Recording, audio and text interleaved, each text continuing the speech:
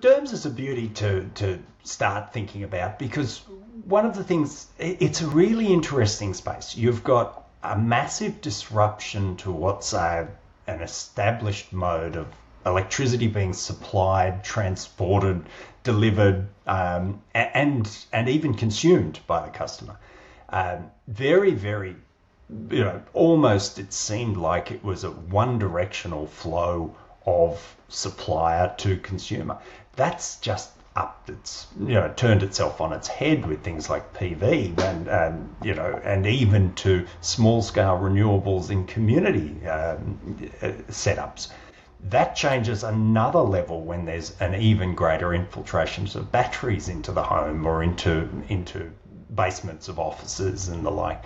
And then it changes again when we look at major electrification changes such as transportation, EVs that come into play, or changing over from a dependency on gas to electrification to take advantage of those home generating electricity outputs.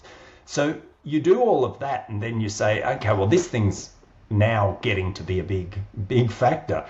D.E.R.M.S is the MS part of it is really the key here. It's how do you manage all of this? Utilities have always, forever and a day, built assets, built grids, and then managed them. In this case, somebody else is building that, and somebody else is actually driving the demand for that. And sometimes there's some planning that goes into it from a grid perspective, but mostly it's a reaction. So we've got to find a way to engage the customer in that, because they're now as critical a part as the asset is, as the electron flow is, and as any of the planning can happen. You need to have that customer's engagement. You know that you've seen the floods, you've seen the landslides, you've seen everything that's happening.